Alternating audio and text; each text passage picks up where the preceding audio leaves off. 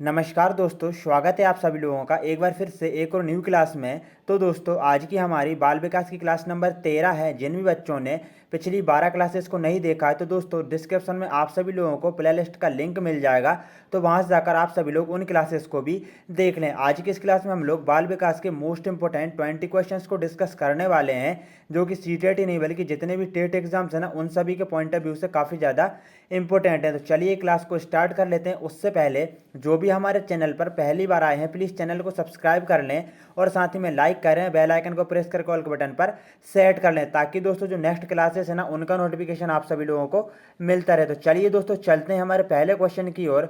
दोस्तों अंत में बताइएगा ज़रूर आपके 20 क्वेश्चन में से कितने सही हुए हैं।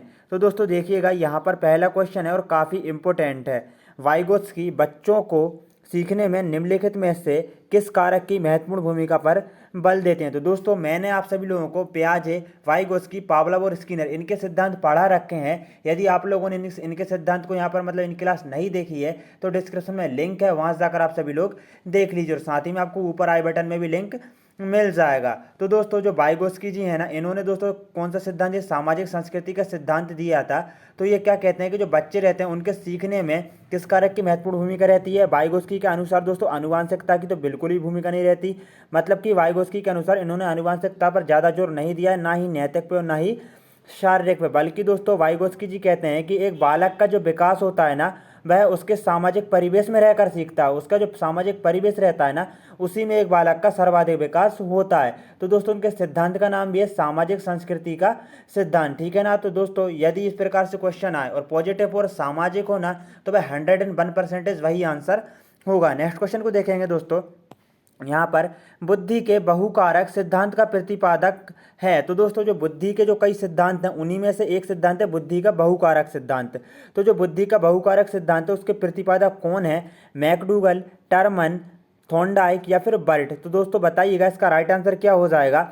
अब दोस्तों यहाँ पर जो बुद्धि का बहुकारक सिद्धांत है ना, इसकी दोस्तों मैं आपको थोड़ी सी डेफिनेशन बता देता हूँ। मतलब कि एक बच्चे का मस्तिष्क में उसमें जो बुद्धि रहती है ना दोस्तों, मतलब कई प्रकार की होती है, कोई एक प्रकार की नहीं रहती, कई प्रकार की रहती है। मतलब कि तो उसके अनुसार मतलब जिसकी भी आवश्यकता पड़ती, जो भी समस्या आती है, तो वह उस प्रकार की बुद्धि उस समस्या को सॉल्व कर लेती है। तो इसी प्रकार दोस्तों बहुकारक का जो सिद्धांत है ना, यह थॉर्नडाइक जी ने प्रतिपादित किया है। किसने किया है? थॉर्नडाइक जी ने प्रतिपादित किया है। अब दोस्तों यहाँ पर बहुकारक सिद्धांत की बात हो गई है। यदि आपसे पूछा जाए कि एक तत्व, ठीक है ना, क्या एक तत्व बुद्धि का सिद्धांत किसने दिया है, तो आप लगाएंगे अल्फ्रेड बिने। उसके बाद दोस्तों आपका इस प्रकार से है दो तत्व, तो ये किसने दिया? ये दिया स्पीयरमैन ने। और इसी प्रकार से है दोस्तों त्रितत्व का किसने दिया है? मतलब कि दोस्तों तो ये भी किसने दिया? स्पीयरमैन ने ही दिया है, ठीक है ना। और बहुकारक किसने दिया है? तो यहाँ पर थॉर्नडाइक जी ने दिया। अब थॉर्नडाइक जी की बात हुई है, तो थॉर्नडाइक जी से जितने भी इंपॉर्टेंट क्वेश्चन बन सकते हैं ना, हम उन सभी को डिस्कस कर लेते हैं। तो दोस्तों देखिएगा, सबसे पहले तो हम बात करेंगे थॉर्नडाइक है ना, इन्होंने उद्दीपन अनुक्रिया का सिद्धांत दिया। कौन सा दिया है? उद्दीपन अनुक्रिया का सिद्धांत दिया है। और इन्होंने बिल्ली पर प्रयोग किया था। किस पर प्रयोग किया था? बिल्ली पर प्रयोग करके उद्दीपन अनुक्रिया का सिद्धांत दिया। और इनके सिद्धांत को प्रयास एवं त्रुटि का सिद्धांत, प्रयत्न एवं भूल का सिद्धांत, इन इत्यादि जो नाम है ना दोस्तों, प्रयत्न है ना, ठीक है ना, तो इन सभी नामों से जाना जाता है। और दोस्तों इन्होंने सीखने के 3 नियम दिए हैं जो कि मुख्य हैं। सबसे पहला हो जाएगा तत्परता का नियम, याद रखना।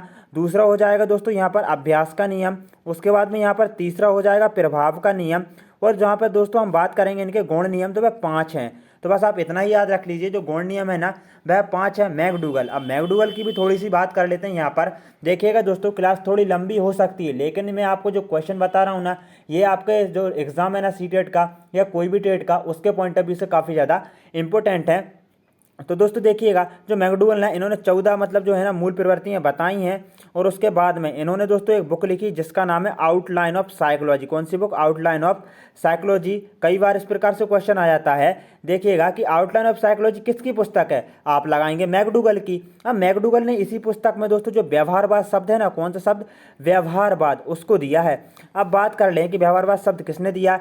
मैकडूगल ने दिया। चलो ठीक है। अब भैया आपसे पूछ ले कि जो व्यवहारवाद है उसके जनक कौन है, तो बच्चे कहेंगे मैकडूगल। गलत है दोस्तों, व्यवहारवाद के जनक तो दोस्तों वाटसन जी हैं, लेकिन जो व्यवहारवाद शब्द है ना वह मैकडूगल जी ने दिया है, ठीक है ना, याद रखना दोस्तों। नेक्स्ट क्वेश्चन को देखेंगे। कौन सा सिद्धांत व्यक्त करता है कि मानव मस्तिष्क एक बर्फ की बड़ी चट्टान के समान है, जो कि अधिकांशतः छिपी रहती है एवं उसमें चेतन के 3 स्तर हैं। तो दोस्तों मैं आपको इस वाला जो क्वेश्चन है ना, इसका आंसर मैं आपको कई बार बता चुका हूँ, ठीक है ना। यदि आप लोगों ने जो पिछली क्लासेस है ना उनको ज्वाइन किया है ना, तो आप गारंटी से इसका आंसर लगा देंगे। तो बताइएगा दोस्तों वह कौन सा सिद्धांत है जिसमें दोस्तों जो मस्तिष्क है ना उसके 3 भेद बताए हैं और उसकी बर्फ के साथ टुकड़ मतलब बर्फ का टुकड़ा रहता है ना उसके साथ तुलना की है।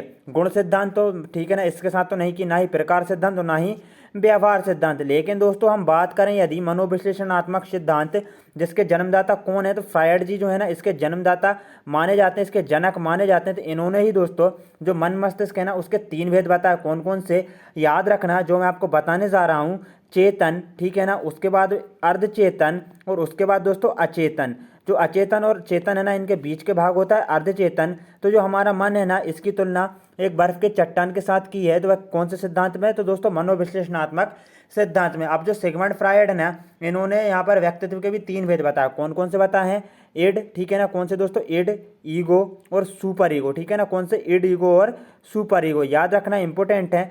नेक्स्ट क्वेश्चन को देखेंगे दोस्तों। एक और क्वेश्चन है दोस्तों यहाँ पर सिगमंड फ्रायड से रिलेटेड कि स्वप्न विश्लेषण पुस्तक किसकी है, सिगमंड फ्रायड की है। आगे देखेंगे व्यक्तिगत शिक्षार्थी एक दूसरे से डैश में भिन्न होते हैं। दोस्तों यहाँ पर व्यक्तिगत का मतलब रहता है अलग अलग तौर पर, जैसे कि आप अलग हैं, मैं अलग हूं। तो जो शिक्षार्थी रहते हैं वे एक दूसरे से किस में भिन्न रहते हैं, क्या विकास की दर में भिन्न रहते हैं। देखिए विकास क्रम में तो बिल्कुल भी भिन्न नहीं रहते हैं, तो ये वाला तो आंसर होगा ही नहीं, ठीक है ना। क्यों, क्योंकि दोस्तों विकास क्रम सभी का एक जैसा होता है, सिर से पैर की ओर या केंद्र से बाहर की ओर। विकास की सामान्य क्षमता ये भी दोस्तों जो है ना उसमें भिन्न नहीं होते।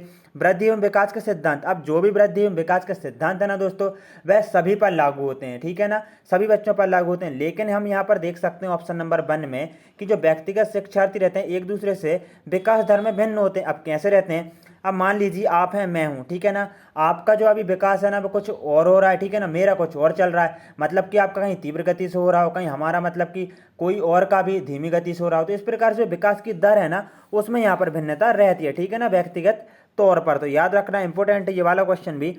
नेक्स्ट क्वेश्चन को देखेंगे। विकासात्मक बाल मनोविज्ञान का जनक किसे माना गया है। तो दोस्तों जो विकासात्मक बाल मनोविज्ञान है ना इसके जनक जो है ना किसको माना गया है, जीन पियाजे जी को ही माना गया है। किसको माना गया है, जीन पियाजे जी को ही माना गया है। इन्होंने दोस्तों यहाँ पर संज्ञानात्मक विकास का सिद्धांत दिया और 4 जो है ना इन्होंने अवस्थाएं बताई हैं जिनको हम आगे आने वाले क्वेश्चंस में डिस्कस करने वाले हैं। फ्रायड के बारे में हम लोग पढ़ चुके हैं। आगे देखेंगे निम्नलिखित में से जो मानव को सबसे अधिक प्रभावित करता है। तो दोस्तों मानव को सबसे अधिक प्रभावित क्या करता है, वंश परंपरा, वातावरण, उक्त दोनों या फिर दोनों ही नहीं। तो दोस्तों यहाँ पर वंश परंपरा का मतलब है वंशानुक्रम, ठीक है ना। क्या है दोस्तों, वंशानुक्रम। तो बताइएगा जो मानव है उसको सबसे ज़्यादा प्रभावित कौन करता है, क्या वंशानुक्रम, वंश परंपरा या फिर वातावरण या फिर दोनों नहीं है फिर दोनों। तो इसका उत्तर हो जाएगा दोनों ही, ठीक है ना। इन दोनों के मतलब बिना दोस्तों जो एक मानव है, व्यक्ति है, उसका विकास बिल्कुल भी संभव नहीं है। दोनों की ही पर्याप्त मात्रा में आवश्यकता होती है। तो इसका right answer option number C हो जाएगा। नेक्स्ट क्वेश्चन को देखेंगे दोस्तों। यहाँ पर देखिएगा दोस्तों, यहाँ पर जो वंशानुक्रम और जो वातावरण है ना ये दोनों ही सम्मिलित रूप में एक दूसरे के पूरक हैं और इन्हीं के अंतर्गत दोस्तों एक बालक का विकास होता है। नेक्स्ट क्वेश्चन को देखेंगे। भाषा विकास के विभिन्न अंग कौन से हैं। तो दोस्तों जो भाषा विकास है उसके विकास, जो भाषा की विकास होता है एक बालक का, तो उसके अंग कौन कौन से हैं। देखिए अक्षर ज्ञान तो बिल्कुल ही है। यदि हम अक्षर ज्ञान नहीं लेंगे तो भाषा विकास मतलब भाषा का विकास कैसे हो पाएगा। और यदि हम सुनकर भी भाषा को नहीं समझेंगे तो हम कैसे उसका अनुकरण कर पाएंगे। और ध्वनि उत्पन्न करके भाषा उत्पन्न करना, यदि हम लोग दोस्तों बोलेंगे नहीं उस भाषा को तो हम कैसे सीखेंगे, ठीक है ना। तो इस प्रकार दोस्तों जो भाषा विकास के जो अंग है ना ये सभी के सभी हैं। तो इसका राइट आंसर कौन सा हो जाएगा, इसका राइट आंसर हो जाएगा ऑप्शन नंबर डी हो जाएगा। नेक्स्ट क्वेश्चन को देखेंगे।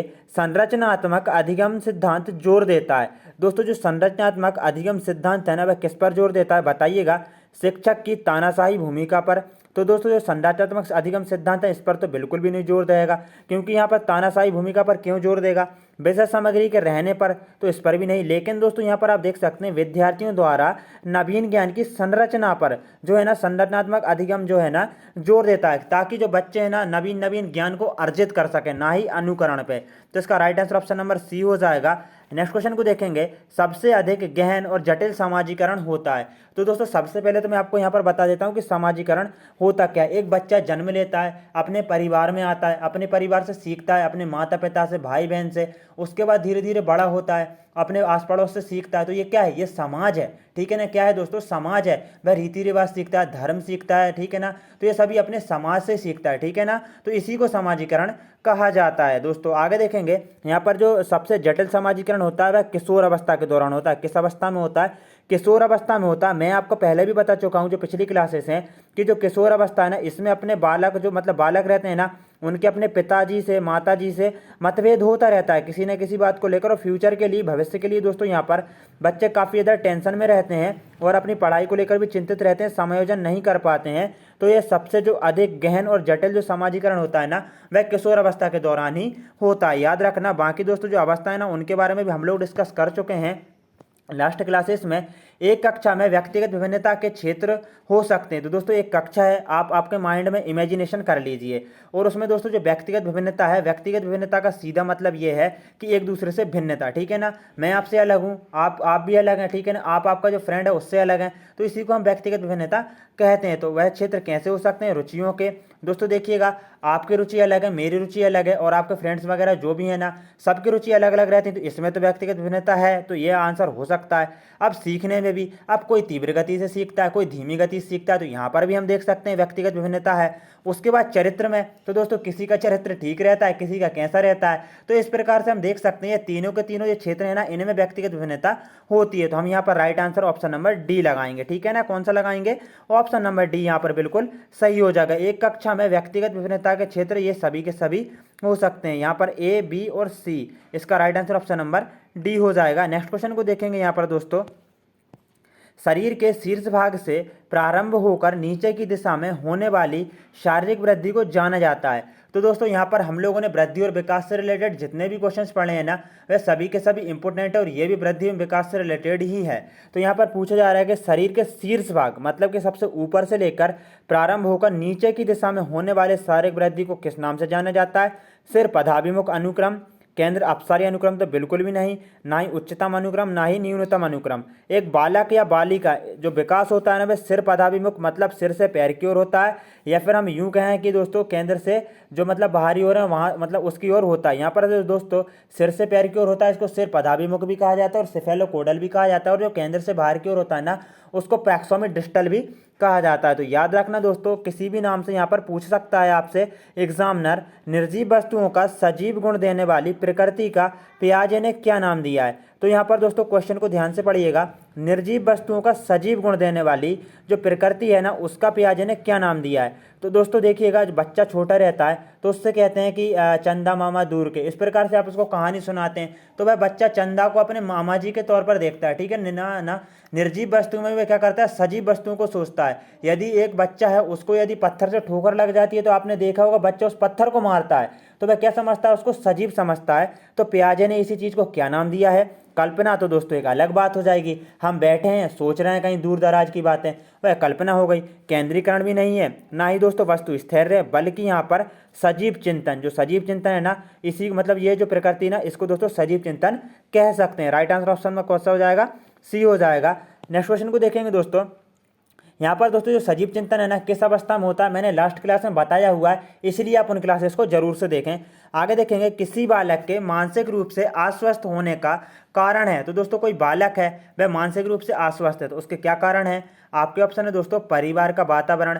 यदि परिवार का वातावरण अच्छा नहीं रहेगा, लड़ाई झगड़े होते रहेंगे, ठीक है ना, माता पिता में, भाई बहनों में, तो कोई भी बालक हो, उसका मानसिक जो रूप मतलब मानसिक विकास है ना, मतलब वह उसका विकास जो है ना, वह अस्वस्थ हो जाएगा मानसिक रूप से। उसके बाद कक्षा का वातावरण भी, यदि कक्षा का माहौल ठीक नहीं होगा, वातावरण अच्छा नहीं होगा, तो वहाँ पर भी दोस्तों बच्चे के मानसिक विकास पर काफ़ी ज़्यादा प्रभाव देखने को मिल सकता है, वह अस्वस्थ हो सकता है। पास पड़ोस का वातावरण, यदि पास पड़ोस कुछ इस प्रकार का है दोस्तों, लड़ाई झगड़े होते रहते हैं, चोरी की घटनाएं होती रहती हैं, तो वह उसमें भी क्या हो जाएगा? मानसिक रूप से बालक अस्वस्थ होगा, ठीक है ना। ये सभी के सभी जो है ना, एक बालक के मानसिक रूप से अस्वस्थ होने के कारण है। तो यहाँ पर यही पूछा गया है, कौन कौन से कारण है, तो ये तीनों है। Right answer option number D हो जाएगा यहाँ पर दोस्तों। नेक्स्ट क्वेश्चन को देखेंगे, माता पिता से वंशजों में स्थानांतरित होने वाले लक्षणों को कहा जाता है। तो मैं आपको इस वाले क्वेश्चन का आंसर पहले भी बता चुका हूँ। हम जो गुण रहते हैं, ठीक है ना, या दोष रहते हैं, हम अपने माता पिता से ग्रहण करते हैं, अपने पूर्वजों से ग्रहण करते हैं ना, तो उनको हम आनुवंशिकता या वंशानुक्रम के अंतर्गत रखते हैं। तो इसका right answer option number C हो जाएगा। नेक्स्ट क्वेश्चन को देखेंगे, खिलौने की आयु कहा जाता है। मोस्ट इंपोर्टेंट क्वेश्चन है दोस्तों यहाँ पर, इसको नोटबुक में नोट कर लें, आईएमपी लिख के स्टार लगा लेने, ठीक है ना, लगा लेना। खिलौने की आयु किसको कहा जाता है? पूर्व बाल्यावस्था को। और पूर्व बाल्यावस्था की अवधि 6 से लेकर 5 वर्ष या 6 वर्ष तक मानी जाती है। बाल्यावस्था की अवधि 6 से 12 वर्ष और शेषावस्था की जन्म से लेकर 5 वर्ष मानी जाती है। तो बताइएगा खिलौने की आयु किसे कहा जाता है? सबसे पहले तो आप ये जान लीजिए, ये तो खिलौने की आयु हो गई। यदि आपसे क्वेश्चन इस प्रकार से पूछे भाई कि खेलने की आयु क्या है, यहाँ पर देखिएगा, ध्यान दीजिएगा, खिलौने की आयु पूछा गया है और यहाँ पर हम बात कर रहे हैं खेलने की आयु। तो खेलने की आयु यदि पूछता है तो बाल्यावस्था हो जाएगी 6 से 12 वर्ष।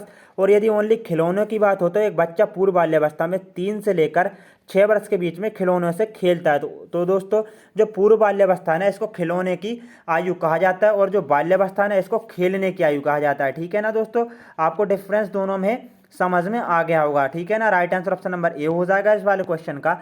बच्चों में बौद्धिक विकास की 4 विशिष्ट अवस्थाओं की पहचान की गई है। तो दोस्तों बच्चों में जो बौद्धिक विकास होता है, मानसिक विकास होता है, उसकी 4 विशिष्ट अवस्थाओं की पहचान किसने की है? तो कोहलबर्ग ने तो बिल्कुल ही नहीं की, ना ही एरिक्सन ने की, क्योंकि इन्होंने दोस्तों लगभग 8 अवस्थाएं दी हैं। और पियाजे द्वारा या फिर स्किनर द्वारा, तो स्किनर द्वारा भी नहीं की गई है, पियाजे के द्वारा की गई है। पियाजे ने दोस्तों बौद्धिक विकास की 4 अवस्थाएं बताई हैं। ध्यान दीजिएगा, मैं आपको वह 4 अवस्थाएं बता देता हूं। सबसे पहली है दोस्तों कौन सी? संवेदीगामक अवस्था, जिसमें बच्चा इंद्रियों के माध्यम से सीखता है, जन्म से लेकर 2 वर्ष तक। उसके बाद है दोस्तों पूर्व संक्रियात्मक अवस्था, कब से कब तक? 2 से लेकर 7 वर्ष तक। उसके बाद है दोस्तों यहाँ पर मूर्त संक्रियात्मक अवस्था, 7 से लेकर 11 वर्ष तक। इसकी अवधि याद रखना, पूछ लिया जाता है। उसके बाद दोस्तों अंतिम देखेंगे हम अमूर्त संक्रियात्मक अवस्था। कौन सी? अमूर्त संक्रियात्मक अवस्था 11 से लेकर दोस्तों कब तक की मानी जाती है? 15 वर्ष तक की मानी जाती है, इससे भी ज़्यादा मानी जाती है। तो याद रखना दोस्तों, ये 4 अवस्थाएं दी हैं। पियाजे ने संज्ञानात्मक विकास का सिद्धांत दिया है, उनको विकासशास्त्र मनोविज्ञान का जनक भी कहा जाता है, और इन्होंने दोस्तों अपने ही बच्चों पर प्रयोग किया था। स्किनर ने दोस्तों चूहों पर प्रयोग करके क्रिया प्रसूत अनुबंधन का सिद्धांत दिया है। नेक्स्ट क्वेश्चन को देखेंगे, आत्मसम्मान की भावना का लक्षण डैश प्रकट करती है। तो दोस्तों आपको आत्मसम्मान आएगा, ठीक है ना, उसकी भावना का लक्षण किस अवस्था में प्रकट होता है? बाल्यावस्था 6 से लेकर 12 वर्ष तक, इसमें नहीं होता, ना ही शेषावस्था में होता है, क्योंकि बच्चा छोटा रहता है, उसमें क्या आत्मसम्मान और क्या आत्म अभिमान। उसके बाद दोस्तों किशोर अवस्था, अब आपने ध्यान दिया होगा किशोर अवस्था 12 से लेकर 18 वर्ष तक की रहती है। इसमें बच्चों को दोस्तों अपने आत्मसम्मान की काफ़ी ज़्यादा टेंशन रहती है। तो यहाँ पर हम देख सकते हैं जो आत्मसम्मान की भावना का जो लक्षण है ना दोस्तों, वह किशोर अवस्था में देखने को मिलता है। और किशोर अवस्था में अपने माता पिता से मतभेद होता रहता है, समायोजन करने में प्रॉब्लम होती है, फ्यूचर के बारे में बच्चा सोचता रहता है, अपने विवाह के बारे में सोचता रहता है। ठीक है ना दोस्तों, आगे देखेंगे। नेक्स्ट क्वेश्चन है, पुरुष स्त्रियों की अपेक्षा ज़्यादा बुद्धिमान होते हैं, यह कथन। अब ये तो कोई बात ही नहीं हुई कि पुरुष स्त्रियों की अपेक्षा ज़्यादा बुद्धिमान होते हैं या स्त्रियां पुरुष की अपेक्षा ज़्यादा बुद्धिमान होते हैं। सही हो सकता है, बिल्कुल भी सही नहीं है, क्योंकि ऐसा नहीं होता है। लैंगिक पूर्वाग्रह प्रदर्शित करता है, ये सही है, ठीक है ना। बुद्धि के भिन्न पक्षों के लिए सही है, ऐसा भी नहीं है, और ना ही सही है। तो राइट आंसर ऑप्शन नंबर यहाँ पर बी हो जाएगा, क्योंकि दोस्तों ये लैंगिक जो पूर्वाग्रह है ना उसको प्रदर्शित करता है। आप लोगों ने, आपके बड़े बुजुर्ग जो बूढ़े हैं ना, उनसे आपने सुना होगा कि जो लड़की रहती है ना उससे तो यही कहे जाते हैं कि तू तो सिर्फ काम कर, ठीक है ना, तुझे तो पराये घर जाना है। तो इस प्रकार से दोस्तों आप देख सकते हैं ये सभी लैंगिक रूढ़िबद्धताएं हैं, इस प्रकार से नहीं है। लड़का हो या लड़की हो, सभी को एक समान रूप से देखना चाहिए और सभी को एक समान रूप से आगे बढ़ाना चाहिए। तो यहाँ पर दोस्तों पुरुष स्त्रियों की अपेक्षा ज़्यादा बुद्धिमान होते हैं या स्त्रियाँ पुरुष की अपेक्षा ज़्यादा बुद्धिमान रहते हैं, ऐसी कोई बात नहीं है। लैंगिक पूर्वाग्रह ये वाला जो क्वेश्चन ना प्रदर्शित कर रहा है। नेक्स्ट क्वेश्चन को देखेंगे, निम्नलिखित में से खेल पर आधारित विधि है। तो दोस्तों बताइएगा कि निम्नलिखित में से खेल पर आधारित विधि कौन सी है? समस्या समाधान विधि है क्या? बिल्कुल भी नहीं दोस्तों। वाद विवाद विधि ये भी नहीं है, ना ही व्याख्यान विधि है। लेकिन दोस्तों किंडरगार्टन विधि जो कि फ्रेवेल के द्वारा दी गई है, ये जो है ना दोस्तों, यह है खेल पर आधारित विधि है, ठीक है ना। किस पर आधारित है? खेल पर आधारित विधि है, किंडरगार्टन विधि, जिसको दोस्तों मतलब इन्होंने बच्चों के बगीचे नाम से ही मतलब इस प्रकार से विधि प्रस्तावित की है। अंतिम क्वेश्चन देख रहे हैं दोस्तों, अब शिक्षा हो गई है, तो अब शिक्षा किस प्रकार की हो गई है बताइएगा? शिक्षक केंद्रित, विद्यालय केंद्रित, मित्र केंद्रित या फिर बाल केंद्रित? तो दोस्तों ये वाले क्वेश्चन जो है ना, इसका आंसर मैं आपको पहले भी कई बार बता चुका हूँ। तो दोस्तों आप ध्यान दीजिएगा, आपने पहले के ज़माने में रामायण काल में, और आपने देखा होगा दोस्तों यहाँ पर महाभारत काल में, कि जो बच्चे हैं ना गुरुकुल जाते हैं और वहाँ पर टीचर क्या करते हैं दोस्तों, बैठ जाते हैं अब एक चबूतरे पे और आसपास बच्चे बैठे रहते हैं, उनको वह समझाते हैं। तो उस टाइम पे जो शिक्षा थी ना दोस्तों, वह शिक्षा केंद्रित मानी जाती थी, ठीक है ना। जो शिक्षक था ना वह मुख्य केंद्र माना जाता था। लेकिन दोस्तों बाल मनोविज्ञान के आने से जो मनोविज्ञान है ना उसके उसके आने के बाद में दोस्तों यहाँ पर हम देख सकते हैं जो शिक्षा है ना वह बाल केंद्रित मानी जाने लगी। उस टाइम पे भी दोस्तों प्राचीन काल में बाल केंद्रित थी, लेकिन सर्वाधिक जो है ना वह शिक्षा केंद्रित ही रहती थी। लेकिन दोस्तों अब हम देख सकते हैं बाल केंद्रित शिक्षा को माने जाने लगा है। मतलब यहाँ पर बाल केंद्रित का मतलब होता है कि आपने जो पाठ्यक्रम चुना है ना वह बच्चे के स्तर के अनुसार, ठीक है ना, किसके अनुसार दोस्तों, स्तर के अनुसार, उसकी रुचि के अनुसार, ठीक है ना, उसकी आयु के अनुसार होना चाहिए। ना कि दोस्तों 5 साल का बच्चा है उसको 12 साल के बच्चे की जो बुक्स हैं उनके द्वारा पढ़ा रहे हैं, बच्चे को रुचि नहीं है आप वही उसको बार बार पढ़ा रहे हैं, तो ये तो गलत बात है ना दोस्तों। तो इस प्रकार दोस्तों इसी को मतलब बाल केंद्रित कहा जाता है कि उसकी रुचि, स्तर, उसकी आयु, ठीक है ना, इसके अनुसार पढ़ाया जाए। ठीक है, तो राइट आंसर कौन सा, ऑप्शन नंबर डी है। गाइज हम लोगों ने बाल विकास के 20 इंपोर्टेंट क्वेश्चन को यहाँ पर कंप्लीट कर लिया है, जो कि सीटेट ही नहीं बल्कि दोस्तों जितने भी टेट एग्जाम्स है ना, जैसे कि दोस्तों हम एग्जाम्पल के तौर पर देखते हैं रीट वगैरह के, ठीक है ना, यूपी टेट वगैरह के, इन सभी के पॉइंट ऑफ व्यू से ये काफ़ी ज़्यादा इंपॉर्टेंट है। एच टेट वगैरह इन सभी के पॉइंट ऑफ व्यू से, बी टेट वगैरह। तो दोस्तों यहाँ पर आपको क्लास कैसी लगी ज़रूर से बताएं। और साथ ही में दोस्तों यदि आप लोगों ने अभी तक हमारे चैनल को सब्सक्राइब नहीं किया तो प्लीज़ चैनल को सब्सक्राइब कर लें, ताकि जो नेक्स्ट क्लासेस है ना उनका नोटिफिकेशन आपको मिलता रहो। साथ ही में दोस्तों आने वाले टाइम में हम आपको नोट्स भी प्रोवाइड कराने वाले हैं, जो कि दोस्तों आपके जो सीटेट एग्जाम है ना, टेट एग्जाम्स है ना, जो भी उनमें दोस्तों आपकी काफ़ी ज़्यादा हेल्प करने वाले हैं। तो जय हिंद दोस्तों, वंदे मातरम, मिलते हैं को नेक्स्ट क्लास में।